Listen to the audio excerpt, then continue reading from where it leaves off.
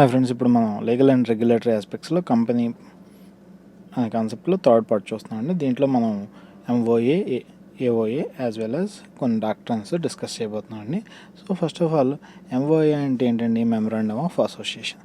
దీంట్లో కొన్ని fundamental rules, objectives of company scope, ఎంతవరకు పనిచేయచ్చు, ఏ పనులు చేయొచ్చు అని చెప్తారండి. ఫర్ ఎగ్జాంపుల్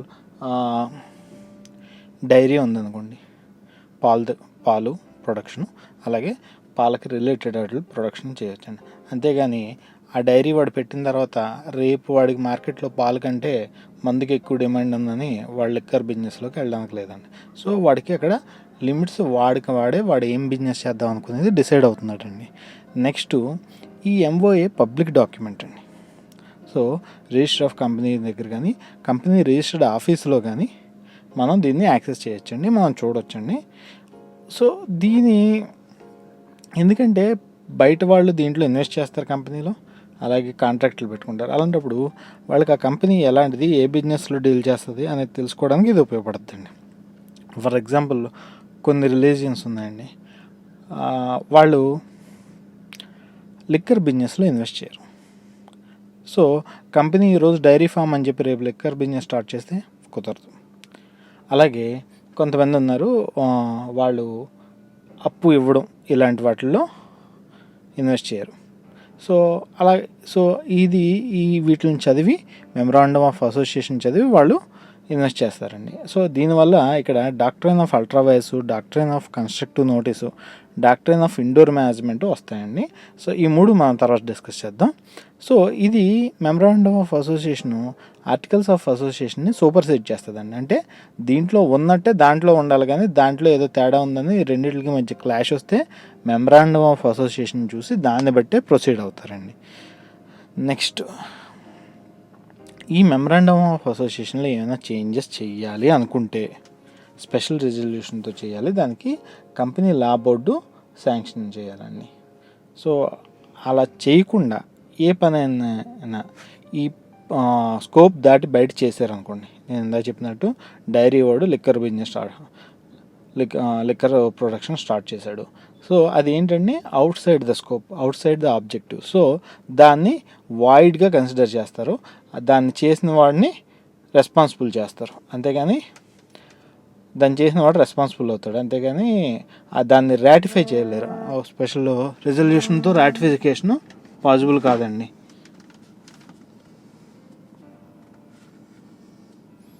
నెక్స్ట్,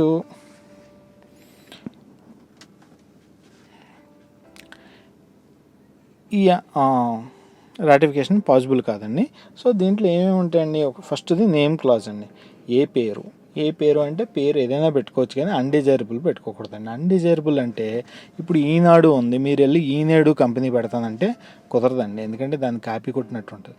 సో ఈనాడు పెడతానన్న ఎవడు, ఈనాడు పెడతానన్న ఎవడు. సో ప్లస్ ఆ పేరు వెనకాల తోక తగిలించాలండి. Private limited, public private unlimited, ఇలాంటి తోక అంటే ఎటువంటి కంపెనీ అనేది ఆ పేరులోనే తెలిసిపోవాలి. అలాగే ఈ పేరెంట్ నెక్స్ట్ది రిజిస్టర్డ్ ఆఫీస్ క్లాజ్ అండి. దీంట్లో ఆఫీస్ అడ్రస్ ఫస్టే ఇవ్వక్కర్లేదండి, ఏ స్టేట్లో పెడతాం అనేది ఇస్తే చాలండి. ఫర్ ఎగ్జాంపుల్ మీరు ఆంధ్రప్రదేశ్లో పెడతామని ఇచ్చారు, తర్వాత ఒక 30 రోజులు అంటే ఇన్కార్పొరేషన్ అయ్యాక ఒక 30 రోజుల్లో చెప్పాలండి. అప్పుడు మీరు పలాసలో పెట్టుకోండి, పలమనేరులో పెట్టుకోండి, ప్రాబ్లం లేదు.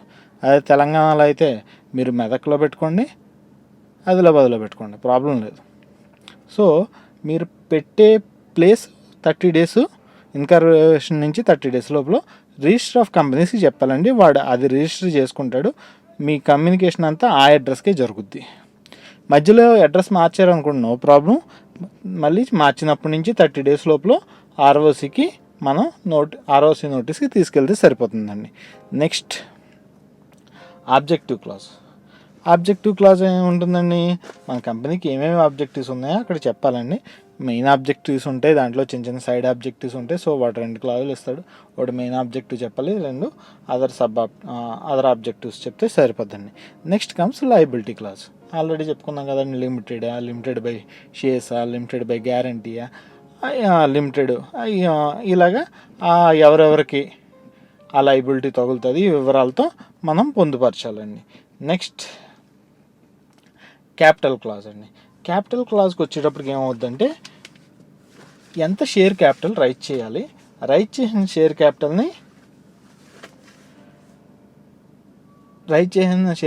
ఎన్ని షేర్స్ కింద ఇష్యూ చేయాలి, ఇది క్యాపిటల్ క్లాజ్లో మనం మెన్షన్ చేయాల్సి ఉంటుందండి. నెక్స్ట్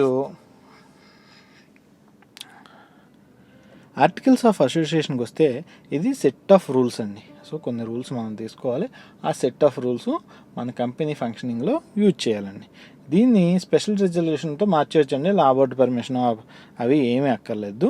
ఒకవేళ ఏమైనా డీవియేషన్ అయితే వాటిని ప్రొసీజ్యూరల్ మిస్టేక్స్ కింద కన్సిడర్ చేసి దాన్ని రాటిఫై చేయొచ్చండి. అయితే ఈ ఆర్టికల్స్ అసోసియేషన్ ఏ కంపెనీ పెడితే ఆ కంపెనీ రాసుకోలేకపోతే కంపెనీస్ యాక్ట్ 1956లో షెడ్యూల్ 1లో ఏ ఉందండి, టేబుల్ ఏ, అక్కడి నుంచి తెచ్చి కాపీ పేస్ట్ చేసుకోవచ్చండి. అంటే మొత్తం ఆ రూల్స్ అన్నీ మనం మళ్ళీ కష్టపడి రాసుకోలేం కాబట్టి కాపీ పేస్ట్ చేసుకోవచ్చు. కాపీ పేస్ట్ చేసుకుని దాంట్లో ఎడిట్లు కూడా చేసుకోవచ్చు. అంటే ఒక రూల్ని తీసేయచ్చు లేదా ఒక రూల్ని పెట్టుకోవచ్చు. అది మీకు అప్లికబుల్ అవుతుందండి. నెక్స్ట్ ఇప్పుడు ముఖ్యమైనవి ఇవి మూడునండి. Doctrine of ultra vires. Doctrine of ultra vires అంటే ఏంటండి, ఇప్పుడు మనకి కంపెనీ ఆబ్జెక్టివ్స్లో కొన్ని చెప్పారండి, ఇవి చెయ్యాలనుకుంటున్నాం అని చెప్పారండి. అది దాటి చేస్తే అది బియాండ్ పవర్ అండి, దాన్ని అల్ట్రావైర్ అంటారు.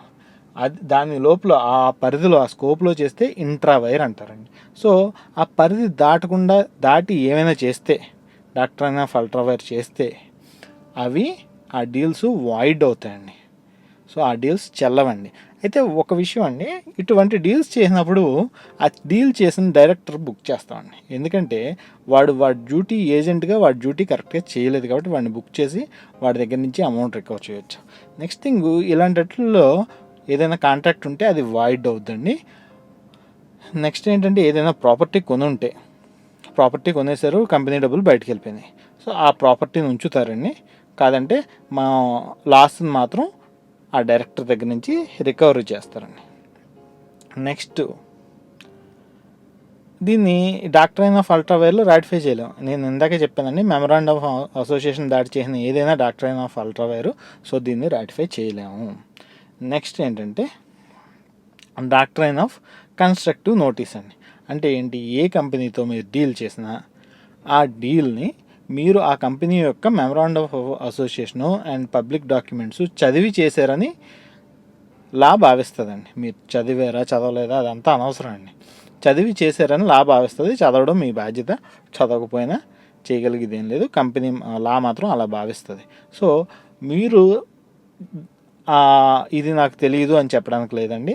Consider to be studied and understood those topics. So వాటికి వ్యతిరేకంగా మీరు ఏం చేసినా అది వాయిడ్ అవుద్ది కాంట్రాక్టు. డాక్ట్రైన్ ఆఫ్ అల్ట్రావైర్లోకి వెళ్తే అప్పుడు మీరు షూ చేయలేరు, ఎందుకంటే మీరు చదివి చేయాలి. లేదా అట్ల వల్ల ఆ మెమరాండం ఆ పబ్లిక్ డాక్యుమెంట్స్లో ఉన్న మీరు చదవకపోవడం వల్ల మీకు ఏదైనా నష్టం వస్తే దానికి కూడా బాధ్యత లేదండి, ఎందుకంటే వాటిల్లో ఉన్నదే జరిగింది. సో ఇది డాక్ట్రైన్ ఆఫ్ కన్స్ట్రక్టివ్ నోటీస్ అండి. ఇది కంపెనీకి ఫేవర్గా ఉంటుంది, బయట నుంచి డీల్ చేసే వాళ్ళకి అన్ఫేవరబుల్. బయట నుంచి డీల్ చేసే వాళ్ళకి ఫేవరబుల్గా ఉన్నది ఏంటంటే డాక్ట్రైన్ ఆఫ్ ఇండోర్ మేనేజ్మెంట్ అండి. డాక్ట్రైన్ ఆఫ్ ఇండోర్ మేనేజ్మెంట్ ఏం చెప్పుద్దంటే, ఒక కంపెనీ ఉంది, ఆ కంపెనీ లోపల జరిగే ఇష్యూస్ అన్నీ ఇన్వెస్టర్ కానీ బయట నుంచి డీల్ చేసేవాడు కానీ తెలుసుకోవాల్సిన అవసరం లేదు. ఎందుకు లేదంటే అవన్నీ తెలియవు కాబట్టి. అవి పబ్లిక్ మ్యాటర్ కాదు, ప్రైవేట్ మ్యాటర్. కంపెనీకి సంబంధించిన ఇన్ఫర్మేషన్ అందరికీ లభించదు. సో ఆ విషయంలో తెలుసుకోకపోవడం వల్ల వాళ్ళకి వచ్చే ఎటువంటి ఇబ్బంది లేదండి. తెలుసుకోవాల్సిన అవసరం లేదు. తెలుసుకోకపోవడం వల్ల వచ్చే ఇబ్బంది లేదు. కాంట్రాక్ట్స్ దీన్ని వాయిడ్ చేయలేరు. దీంట్లో ఎగ్జాంపుల్ ఇందాక చెప్పాం కదండి, మిల్క్ వాడు ఆబ్జెక్టివ్లో మిల్క్ ప్రొడక్షన్ అని పెట్టుకున్నాడు, లిక్కర్కి వెళ్ళాడు. అదేంటి, ఆ మెమరాండం ఆఫ్ అసోసియేషన్ దాటేశాడు. సో అక్కడ డాక్ట్రైన్ ఆఫ్ అల్ట్రావైర్స్ అవుద్ది, అది వాయిడ్ అవుద్ది. అది డాక్ట్రైన్ ఆఫ్ కన్స్ట్రక్టివ్ నోటీస్ వస్తుంది. సో అది వాయిడ్ అయినందుకు ఆ కాంట్రాక్ట్ని ఎవడో వాడు నాకు లిక్కర్ సప్లై చేయమని పెట్టుకున్నాడు, ఆ కాంట్రాక్టు కంపెనీ హోల్డ్ చేయక్కర్లేదండి. కానీ ఇక్కడ విషయానికి వస్తే మిల్క్ ప్రొడక్ట్స్ అమ్ముతానని కంపెనీ పెట్టింది, వాడు ఏంటంటే ఫైన్ మిల్క్ ప్రోడక్ట్, అలా చాలా ఫైన్ మిల్క్ ప్రోడక్ట్ అమ్ముతానని కాంట్రాక్ట్ పెట్టుకున్నాడు. కానీ ఆ కంపెనీలో ఇంటర్నల్గా ఆ ఎక్విప్మెంట్ లేదు అంత మంచి మిల్క్ ప్రోడక్ట్ అమ్మడానికి. అదంతా వీడికి తెలియాల్సిన అవసరం లేదండి. కాంట్రాక్ట్ పెట్టుకున్నారు, రేపు ఆ కంపెనీ నో నా దగ్గర లేదు ఎక్విప్మెంట్ అని చెప్పింది అనుకోండి, వీడు బ్రీచ్ ఆఫ్ కాంట్రాక్ట్ వెళ్ళొచ్చండి.